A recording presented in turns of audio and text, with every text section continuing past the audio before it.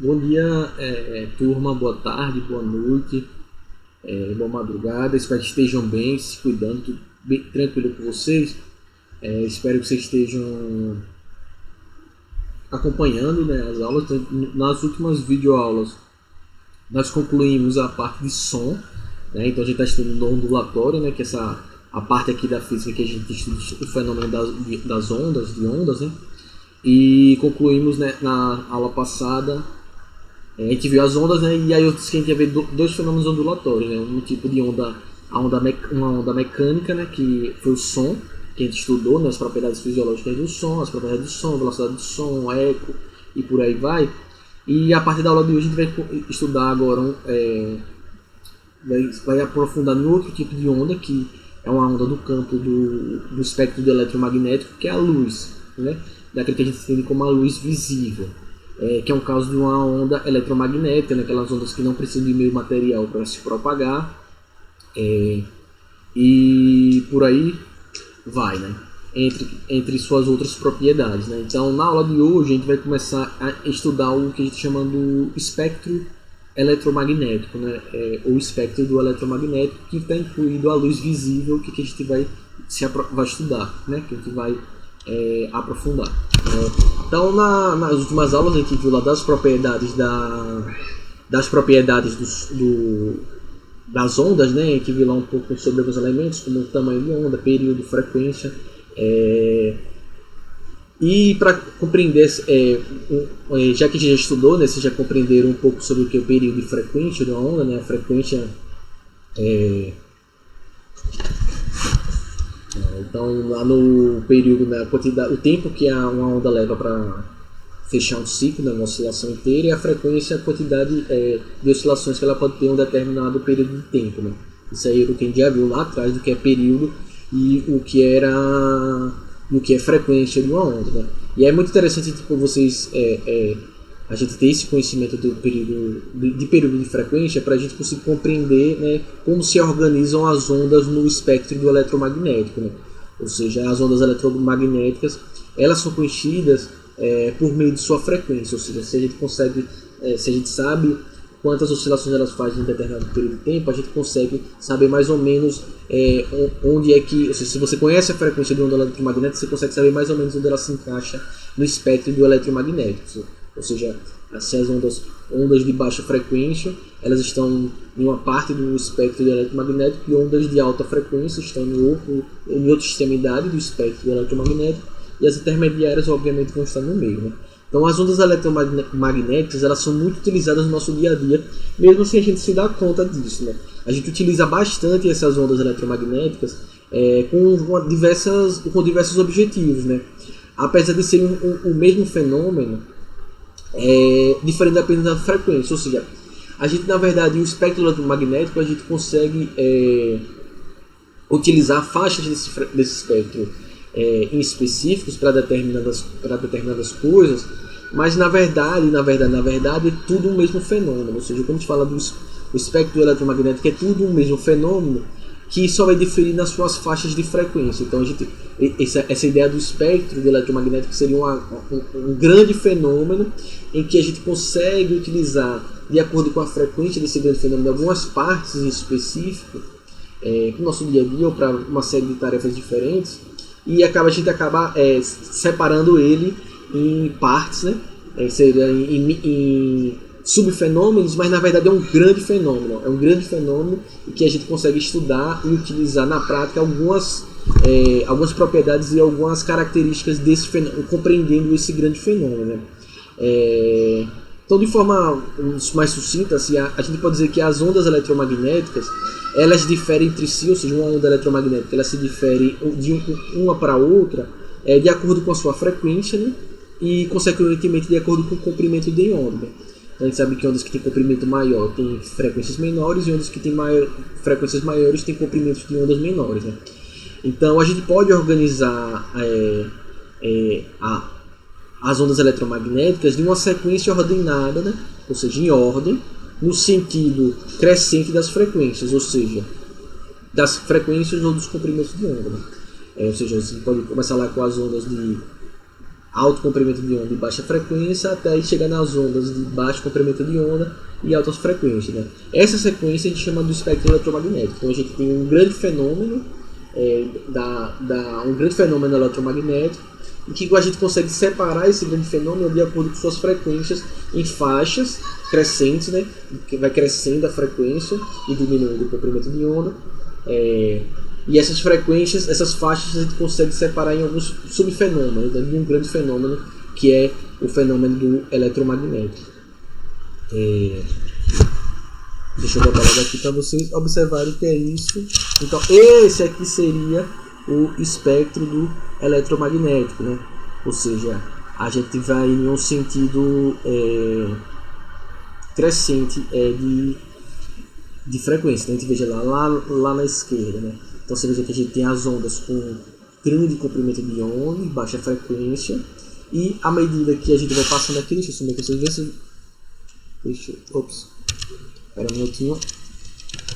Pronto, deixa eu sumir aqui, pronto. Só veja que lá na esquerda a gente tem ondas de baixa frequência, e essa frequência vai aumentando, né? E a partir dessa mudança de frequência e comprimento de onda, né? Então na esquerda tem grande comprimento de onda e baixa frequência, mas no final que a gente vai ver que vai diminuindo o tamanho do comprimento das ondas e aumentando a frequência, e a partir daí a gente vai vendo essa alteração aqui do espectro eletromagnético. Então, como vocês só olham daí, vocês vão lembrar também do assunto, né? Que a frequência e o comprimento de onda, elas são grandezas que são inversamente proporcionais, né? Então, a gente pode apresentar no mesmo espectro eletromagnético, indicando o sentido crescente da frequência, né, que vai da esquerda para a direita, e o sentido decrescente do comprimento de onda, né? Ou seja, o comprimento. Então, se eu me tratar da frequência, eu estou aumentando a frequência. Se eu for me referir ao comprimento de onda, eu estou diminuindo o comprimento de onda no espectro eletromagnético. Então, na esquerda, eu tenho as ondas de baixa frequência e de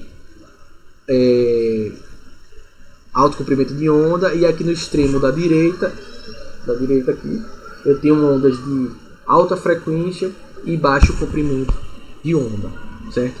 Então, no espectro eletromagnético, o quanto mais a gente segue para a direita, maior a frequência, menor o comprimento de onda. O meio considerado para esses cálculos aí é o vácuo, certo? Então é o espectro, como o espectro eletromagnético se comporta, né, no vácuo, né? Então, cada região desse espectro, ele corresponde a ondas que apresentam determinada faixa de frequência e tem aplicações distintas a partir dessas frequências, né? Então, por exemplo, as ondas de luz, por exemplo, elas ocupam a região do meio, né? Isso aqui a gente chama da luz visível. Ela vai ocupar essa faixa central aí de 700 nanômetros a 400 nanômetros de comprimento de onda, certo?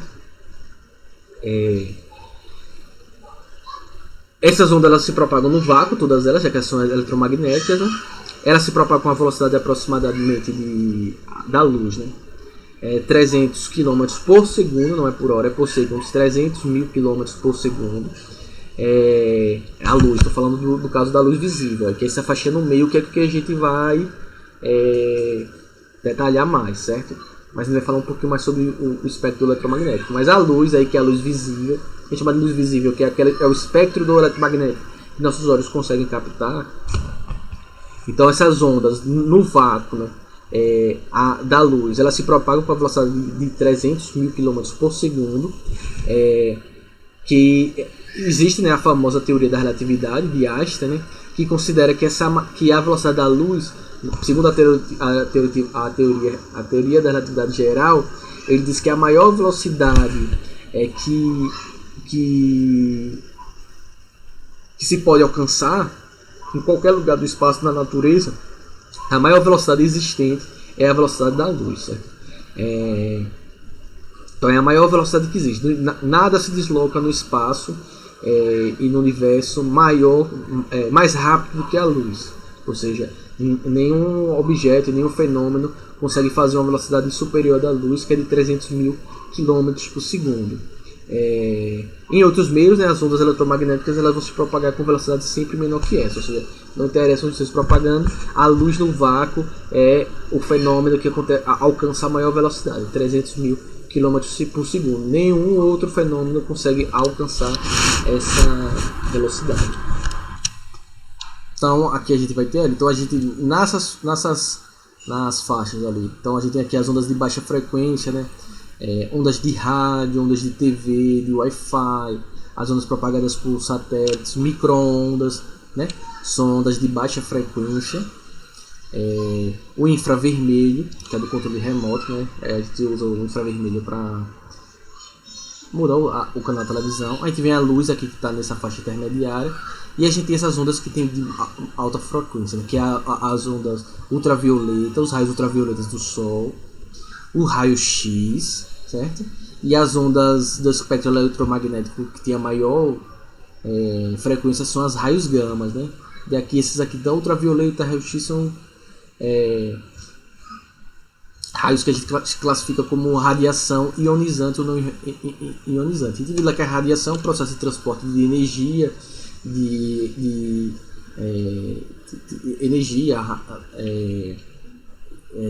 a energia, elétrons e por aí vai, né? A gente pode classificar as ondas aqui do espectro eletromagnético, de acordo com sua radiação, como ondas que têm radiação não ionizantes e radiações ionizantes. As ondas que são não ionizantes são aquelas que têm, elas transportam baixa quantidade de energia, ou seja, elas não transportam tanta energia. As radiações ionizantes, elas são aquelas que elas transportam alta quantidade de energia. E qual é a diferença dessas classificações de não ionizantes para ionizantes? As não ionizantes são aquelas que a energia dela não é capaz de fazer alterações atômicas, ou seja, quando ela atinge um átomo, ela não tem a capacidade, por exemplo, de arrancar elétrons desse átomo, de fazer alterações na natureza desse átomo. As radiações ionizantes, elas são capazes de arrancar, por exemplo, elétrons elas são capazes de arrancar, por exemplo, elétrons de átomos, né? Então essas radiações ionizantes, elas são mais perigosas, ou seja, se a gente tiver muita exposição a ela, pode levar a alteração na natureza dos átomos, por exemplo, no nosso corpo, e que pode levar, por exemplo, ao desenvolvimento, levar a mutações e a formação de câncer, né?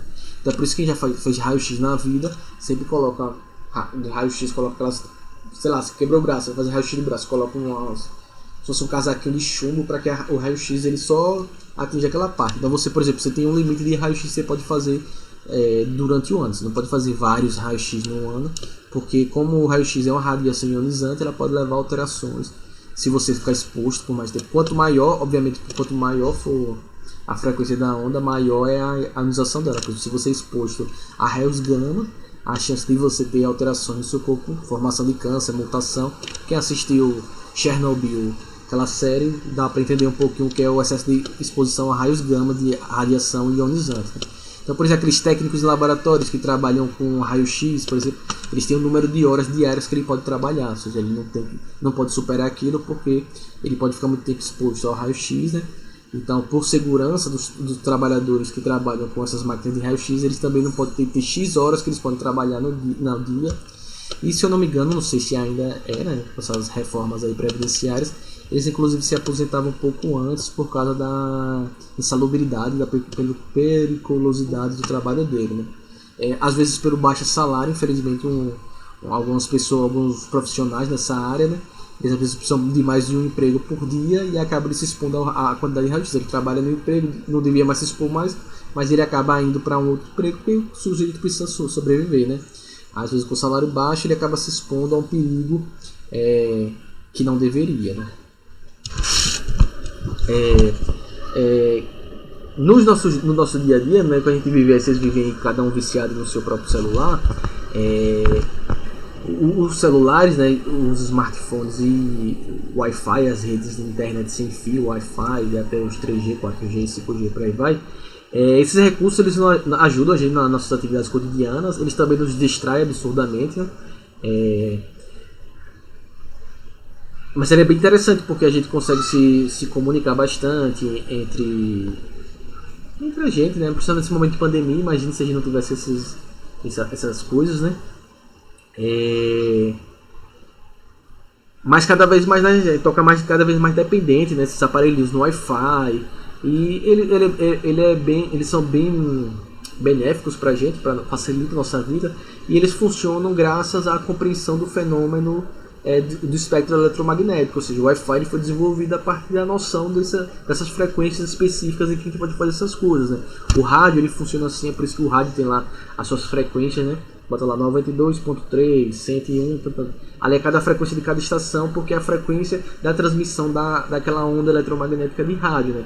O micro-ondas que a gente utiliza para aquecer os alimentos, né, para cozinhar as coisas, fazer a pipoquinha, também foi construída a partir da compreensão do espectro eletromagnético e do fenômeno de ressonância que a gente já estudou, né. Existe uma série de aparelhos também que são usados, né, por exemplo, radioterapia, pessoas que têm câncer para tratamento de radioterapia, a parte se utiliza esses aparelhos lá, principalmente utiliza raios gamas de baixa frequência, não de alta frequência, para combater os cânceres, o raio-x, a televisão, as ondas de TV, ou seja, que a gente consegue captar lá pela anteninha as ondas de TV. Tudo isso é importante graças ao estudo da física na área do estudo do campo da compreensão do espectro do eletromagnético. Então, todas essas coisas, ou seja, a compreensão do estudo do campo do eletromagnético, ele é fundamental para compreender várias coisas que no nosso dia a dia que a gente sabe que funciona, mas funciona graças a esses conhecimentos físicos. É assim, por exemplo, que funciona, por exemplo, em presídio. Como é que eles bloqueiam o sinal de celular, por exemplo, em presídio, né? Quando bloqueia, né?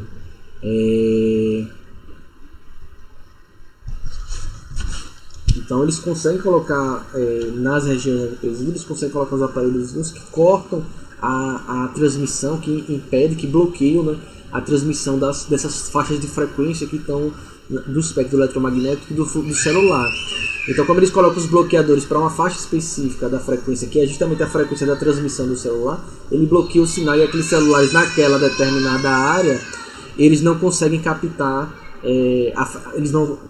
o celular tem aquela antenazinha embutida que capta a frequência para poder você se ligar à rede, né? Então, como você bota um bloqueador daquela frequência específica, para de funcionar o celular, porque ele não vai conseguir, a antena do celular ele não consegue captar a frequência a frequência do celular, da emissão desse espectro eletromagnético, né? Então, o controle remoto, por exemplo, ele funciona a partir desse do infravermelho, né? Minha filha tá gritando.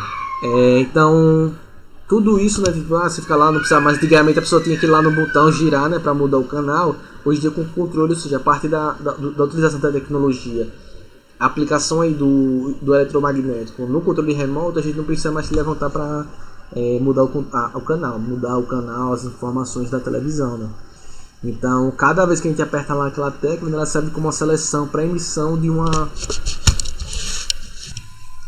Então, cada vez que você apertando, ela vai emitir um sinal do infravermelho, e no receptorzinho da televisão ele vai processar aquela informação e vai aumentar a televisão, vai abrir o menu, vai aumentar o volume, vai entrar no menu, vai, sei lá, abrir lá, se for Smart TV, os aplicativos e por aí vai. Então, mas esse infravermelho, por exemplo, que é utilizado numa coisa prática, né, no nosso dia a dia de estar mudando o canal de televisão, mas o infravermelho também é utilizado, por exemplo, para captar ondas de calor. Então você já viu aqueles filmes ou jogo de videogame que vocês podem jogar, que faz aquela visão no escuro, né, que ele bota aqueles óculos para fazer a visão no escuro. Ali é para captar uma faixa de infravermelho específica, ou seja, como os seres vivos eles produzem calor e eles vão emitindo calor, você coloca aquele óculos, ele capta uma faixa específica para captar o calor que é emitido, e junto com esse calor é emitido uma faixa de infravermelho. Então eles conseguem produzir esses óculos de visão no escuro a partir da captação do infravermelho que é liberado no calor do corpo dos animais e da gente também, a gente é animal, né? E da gente. Então, já vi filme que bota aqueles óculos de visão noturna, as câmeras que ela aí no Alfines Freire no colégio, né, ela tinha isso. Se você apagar a luz, mesmo assim pega, porque ele tem um ajuste na tela lá para captar os sinais lá do infravermelho. Eles conseguem pegar o calor. Tem a pessoa lá na sala achando que não tinha ninguém vendo, né, e tava lá Jailson vendo na sala dele, porque a câmera ela capta os sinais do infravermelho. Então essas lentes, né, tem jogo de videogame, filme a gente vê muito. Ultravioleta do sol, que usa para se bronzear, mas também é utilizado para vários tratamentos, né? Por exemplo, no infravermelho tem alguns fisioterapeutas, por exemplo, que inclusive usam faixas específicas do infravermelho para fazer a recuperação de músculo, de lesões. Ultravioleta também, o espectro ultravioleta também é utilizado para identificar, por exemplo, se teve locais onde teve incêndio, por exemplo, se teve vestígios de incêndio, se ele consegue captar esse calor que existia, né, o efeito da ultravioleta naquela região. Eles utilizam ultravioleta, por exemplo, em cenas de crime, para encontrar vestígios. Usa ultravioleta, por exemplo, para ver se teve fraude, né, em obras de arte, se teve modificações, alguma coisa assim, desse tipo, para identificar essas alterações. Além disso, tem alguns tratamentos que dermatologistas, né, aqueles médicos especialistas na pele, eles utilizam o ultravioleta, por exemplo, para tratar, né, alguns problemas de pele, como psoríase, vitiligo, né, para amenizar esses processos, né. Dentista que já foi, às vezes o dentista coloca, alguma coisa no dente, e para secar mais rápido eles usam, né, um canuzinho que tem uma luzinha, aquela luzinha ultravioleta, ela serve para secar mais rápido, né, o que eles colocam nos tratamentos dentários da gente, né, que pode ser feito. Ou seja, o espectro eletromagnético ele é fundamental para a gente compreender uma série de fenômenos, ou seja, vamos dizer, raio-x, gama, infravermelho, micro-ondas, celular, como o celular funciona, como o rádio funciona, como a televisão funciona, como a gente consegue mudar o canal controle remoto, como é que a gente consegue captar informação de satélite. Tudo isso está dentro do estudo do eletromagnético. O que a gente vai se aprofundar mesmo é justamente nessa faixazinha específica aqui, que a gente chama da luz visível. É isso aqui que a gente vai aprofundar a partir das próximas aulas. A gente vai compreender aqui como é que funciona, quais são as propriedades, como funciona, quais são os fenômenos que envolvem essa faixa específica do espectro do eletromagnético, que é o que a gente chama da luz visível, que está aqui nessa faixa intermediária do espectro eletromagnético, certo? Então, espero que vocês tenham conseguido entender a introduçãozinha do espectro eletromagnético. Se vocês tiverem alguma dúvida, alguma curiosidade ou querem saber alguma informação, vocês entrem em contato comigo, tá certo? Fiquem bem, se cuidem e a gente se vê na próxima aula, tá bom? Tchau!